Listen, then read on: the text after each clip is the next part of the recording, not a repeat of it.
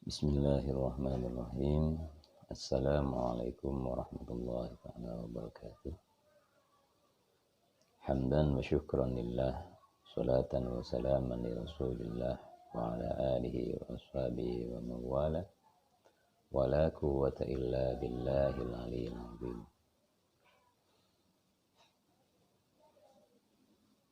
Saudaraku, para pencari kedamaian dan kebahagiaan, kita tahu bahwa yang memiliki kebahagiaan itu adalah Allah Subhanahu wa Ta'ala.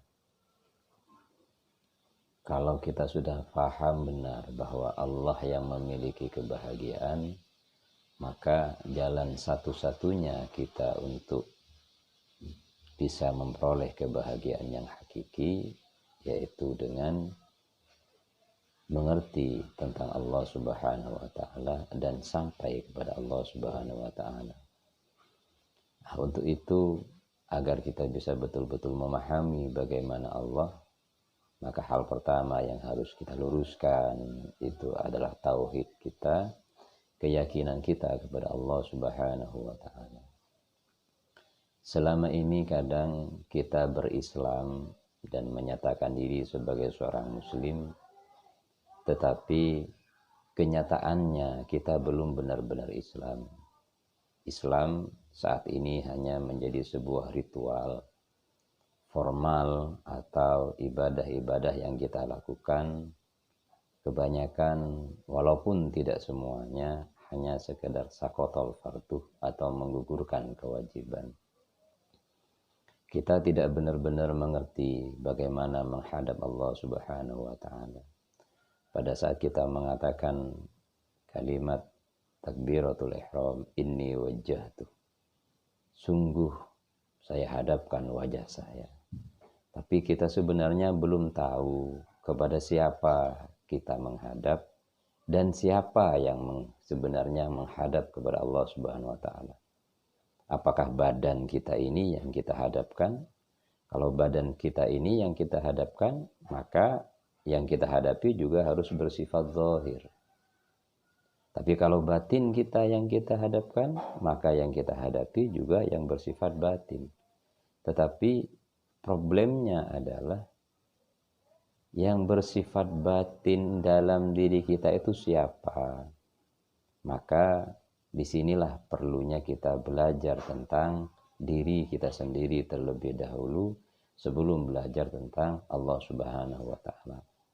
Karena kuncinya man arafa nafsahu faqad arafa rabbahu. Siapa yang tahu kepada dirinya, dia akan tahu kepada Tuhannya.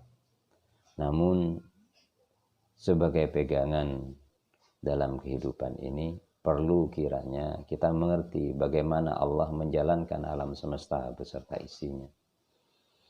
Kita sebagai seorang yang menyatakan diri sebagai seorang muslim. Muslim itu artinya berpasrah diri kepada Allah Subhanahu wa Ta'ala. Maka selayaknya dan seharusnya kita memiliki kesadaran untuk ridho dan rela kepada seluruh ketentuan Allah. Dan yakin bahwa semua yang Allah Ta'ala tentukan kepada kita bersama ini adalah yang terbaik menurut Allah Subhanahu wa Ta'ala. Kalau seorang manusia itu salah kepada aturan yang Allah bikin, tata tertib, undang-undang, hukum yang Allah Ta'ala bikin, dia melakukan pelanggaran di situ, maka dia kemudian akan disebut manusia berdosa. Muslim tapi asin, mukmin tapi asin. Artinya bermaksiat kepada Allah Subhanahu wa Ta'ala. Kesalahan ini sangat mudah sekali untuk memperoleh ampunan, memperoleh maghfirah dan kasih sayang dari Allah Subhanahu wa Ta'ala, karena kesalahan ini adalah kesalahan kepada hukum yang Allah Ta'ala buat. Tapi jangan coba-coba kita bersalah kepada Allah secara langsung. Apa sih yang disebut dengan bersalah kepada Allah secara langsung? Kita bersalah kepada Allah dalam hal meyakini Allah, dalam hal bertauhid kepada Allah. Misalkan masalah nasib dalam kehidupan kita, bahwa kita harus ridho dengan ketentuan Allah Subhanahu wa Ta'ala. Maka kalau ingin diridhoi oleh Allah Ta'ala, maka kita sendiri yang harus ridho. Karena irji'i ila rabbiki radiyatan mardiyah. Jadi kita sendiri yang harus dituntut oleh Allah untuk ridho terlebih dahulu sebelum kita berhak dan layak mengharapkan keridhaan Allah Subhanahu wa taala. Karena Allah sudah mengatakan man lam yardha biqada'i, siapa yang tidak rela dengan seluruh ketentuanku dan qada dan qadarku, dan mereka yang tidak bersyukur dengan nikmatnya, dan mereka yang tidak sabar dengan ujiannya, Allah usir orang-orang seperti ini dari langit dan buminya dan diperintah untuk mencari Tuhan selain Allah. Maka untuk bisa seperti ini, bisa faham bagaimana alur kehidupan, kita harus sering lakukan yang namanya refleksi diri. Kita lakukan yang namanya koreksi diri. Untuk membantu koreksi diri ini, perlu adanya seorang pembimbing, perlu adanya seorang guru yang bisa mengantarkan kita pada kesadaran. Tentunya guru yang seperti ini adalah guru yang telah memiliki kesadaran tauhid. Guru yang telah memiliki kesadaran ilahiyah, yang akhlaknya adalah berakhlak dengan Allah, akhlak Allah. Semua yang dilakukannya adalah manifestasi atau penjelmaan dari seluruh sifat-sifat Allah Subhanahu wa taala. Karena banyak sekali mereka yang menyatakan diri sebagai seorang guru, tetapi mengamalkan satu sifat rahimnya Allah Ta'ala saja tidak mampu. Maka para saudaraku yang menginginkan kebahagiaan, marilah kita berusaha untuk ridho dengan seluruh ketentuan Allah, untuk ikhlas nerima dengan seluruh ketentuan Allah Subhanahu wa taala, dan mendidik batin kita secara terus-menerus untuk taat dan patuh kepada Allah Subhanahu wa taala.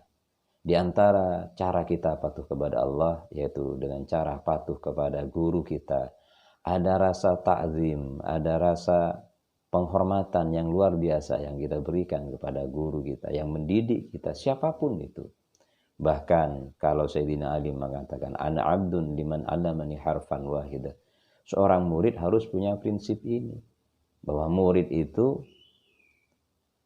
bersedia menjadi budaknya orang yang telah mengajarkan kepada dirinya satu huruf saja, apalagi satu huruf yang menjadi puncak zikir, yaitu zikirhu Allah yang diberikan oleh guru kita misalkan, atau diberikan oleh siapapun kepada kita. Kalau zikirnya itu adalah zikirhu Allah, maka itu akan menandakan bahwa kita harus bersedia menjadi manusia yang senantiasa rela, sami'na wa ata'na dengan seluruh yang telah dilakukan oleh guru kita kepada kita, dan menerima seluruh ketentuan Allah Subhanahu wa taala kepada kita. Kadangkala Allah Ta'ala turunkan ujian itu berupa cobaan, sampai di mana level keimanan dan keyakinan kita kepada Allah Subhanahu wa taala melalui guru kita. Mudah-mudahan kita senantiasa mampu menjadi murid yang baik, murid yang taat dan patuh kepada guru kita bersama. Wassalamualaikum warahmatullahi taala wabarakatuh.